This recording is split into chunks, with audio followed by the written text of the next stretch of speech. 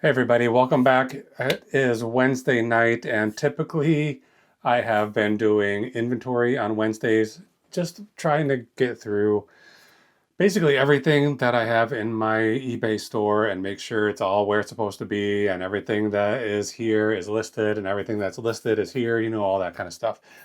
Tonight, the evening just got away from me. I tried to run just a few errands after work, and before I knew it, it was 10 o'clock. It's 9:59 right now, and it's about to turn to 10. I had no sales today, and I thought this was going to be 2 days in a row where I have no reason to film a video.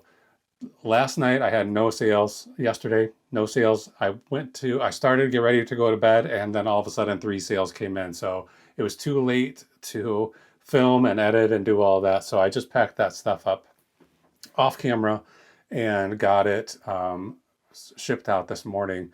It actually was a good day. Just those 3 sales brought in like $170 or $180. So I haven't had that many near $200 days this month so far. So I was actually pretty happy with that. If you want to see those items, I usually post late night orders that I had to pack up after filming. I usually post those into the community post section on YouTube, so you can see those, all of those kind of late night orders. Today I was pretty sure there were no sales, and then just about 20 minutes ago, 2 sales came in.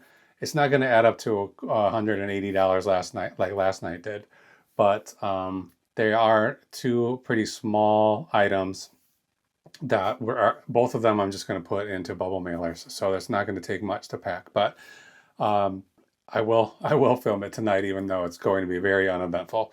I have nothing else to say, so let's just run into the kitchen, to the packing bench, get these 2 orders packed, and maybe get another order before we go to bed. But for now, the 2 we're gonna have to be happy with. Okay, it's July 8th, and they are still shooting fireworks in my neighborhood. So he's been down here hiding out in his bedroom for the last 2 hours maybe, and I thought he'd been down here enough to calm down, but he came upstairs, and as soon as he walked through into the living room, more fireworks.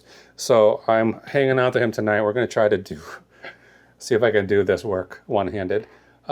It's nothing exceptional going out here today. Like I said, I have 2 orders. Let me get my eBay app open, and we'll get these things done. So right here is what do you call this thing?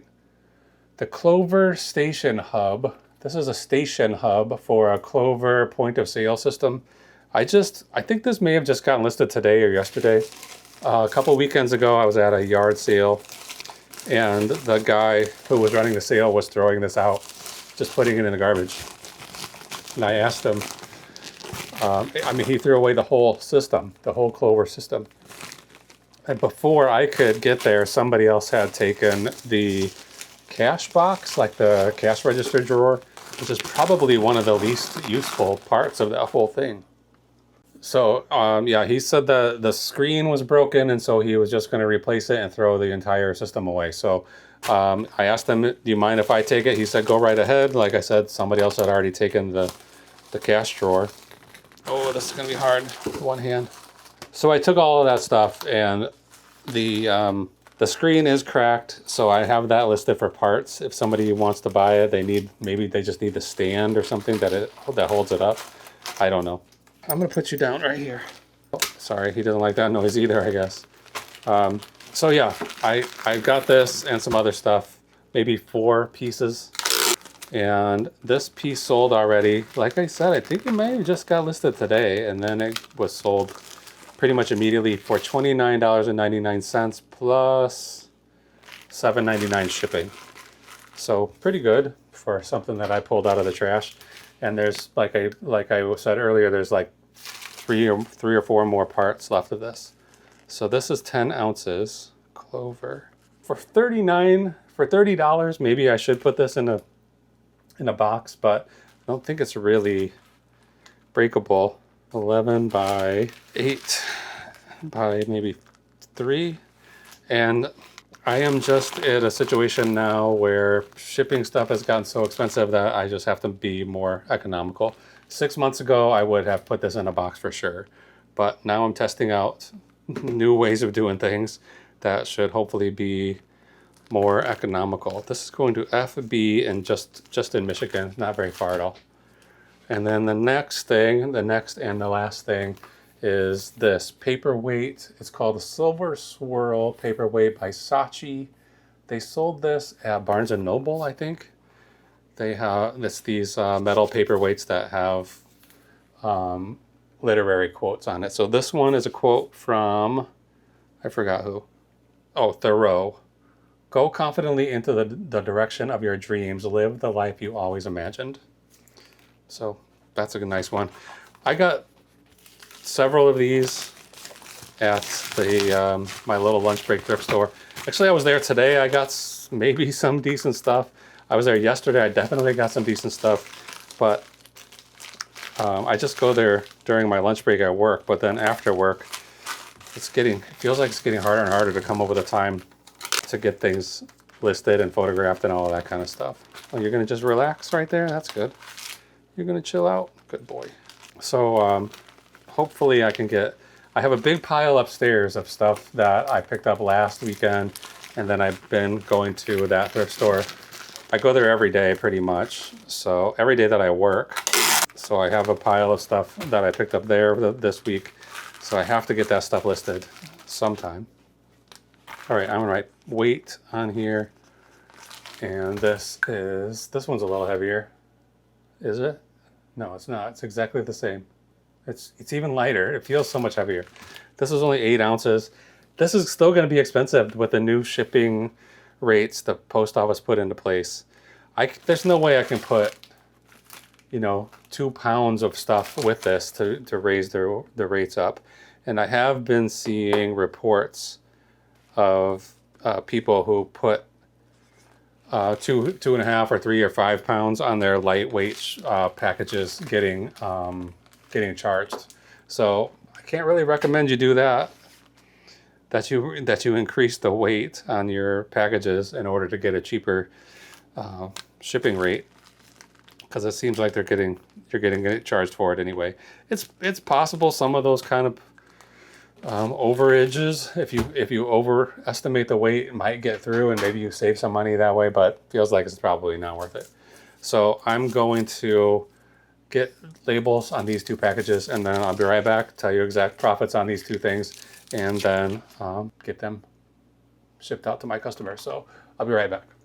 All right, just as I was getting ready to buy those labels, an offer came in and I went ahead and accepted it. It was this bottle of Blair High Power Liniment for external use only. Active ingredients: pine oil, capsaicin, camphor, and methyl salicylate. Made by Blair of Virginia, Lynchburg, Virginia. I had two bottles of this. I guess this is real medicine, or it could be kind of snake oil medicine. I don't know. It's pretty old though. I think maybe as old as the 20s or maybe the 40s. I'm not sure. I had 2 of them. One of them had this one had a blue label with a white printing. The other one had a white label with a blue printing on it. And the other one sold pretty quickly. This one's not that old either. Let's see. This got listed, at least it got purchased by me at an estate sale for $4 on March 28th. So about 3 months ago. What's this? Oh, that's the same thing. So yeah, I had it listed, I think $48.99. Somebody offered me $42. I just took it. Like, why not? Sales have been slow today, so let's get another $35 profit here maybe. I had it in this bag, but I'm going to put it in another one. I think I do have Ziploc bags. I think I'll put it in a Ziploc bag as well as this tied up bag. I think you're really technically, if you ship anything with liquid through the post office, you're supposed to have it double bagged. So here's a Ziploc plastic bag. I'll just put it in here. And then I'm going to get a box for this one for sure. I'll be right back with that. Okay, I have a box here. Should be exactly the right size. Maybe I could use a bigger box, but I sold the other one. I shipped it in a box just like this, and it worked out just fine. So we're not going to be stressed out about boxes tonight. Okay, this zipper needs to be zipped up. And then I'm going to wrap this in bubble wrap and then put it in this box, put some paper all around it. I need to get all the air out of this Ziploc bag. Most of it anyway. Okay, there we go. Then we're gonna get it in the bubble wrap. You okay, bud? You're not worried? You're not scared? I thought he was doing fine, and then, I mean, he is doing so much better than he used to be, but it still is. Fireworks are still pretty aggravating. On the day, you know, that's one thing, but it's a Wednesday night. Doesn't make any sense. Okay, paper in here, bubble wrap in here. I'll put a hazardous materials label on this. You're really supposed to put, when you buy the label from eBay or wherever, you check that it's a hazardous material, and it gives you a label with an H on it. I thought that was all you really had to do, but they have a special label that you're supposed to put on. And I understand they're about to start getting more strict with hazardous. I don't even know if this is technically hazardous or if it's just liquid. I don't know. I'm going to print that hazardous label anyway, but I don't have any of the official, it's like a square with some triangles on it. I don't have any of those. So I'm not going to put that label on here, and we'll just take our lumps if we get any. Liniment. This box is 10 by 7 by 3. It weighs exactly 1 pound, and it's going to LD in Texas. I hope nobody's using this stuff, this vintage liniment. Put this stuff on your muscles. That can't be good for you. It's a million years old. Okay, now I'm gonna buy the labels. I'll be right back. All right, there we go. These packages are all labeled. Let me try to show you this.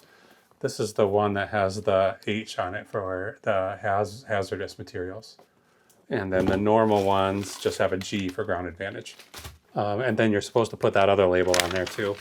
I don't know how strict they are about it now, not very, but they're talking about $50 fines and stuff for improperly shipping hazardous materials. But again, I don't even know if just a bottle of liquid is even considered hazardous. It says surface transportation only, so it's just so they don't put it on an airplane. Okay. I have my spreadsheet up here, and we're going to just quickly look at the profits on these things. So that Clover Station Hub H500 point of sale dock power adapter, I sold that for $29.99. I charged $7.99 shipping. The actual shipping was $6.33, and then eBay fees were $4.95. So we're left with $33.03 profit on that. Not bad. I mean, I just got that out of the trash. So the paperweight Henry David Thoreau earned $14.33. It's not great, but I think I had 5 of those at one point, and I only have 1 left now after this. That's really easy to do, a multi-quantity listing. Small thing, easy to pack, easy to store. Make 14 bucks on it. That's all right.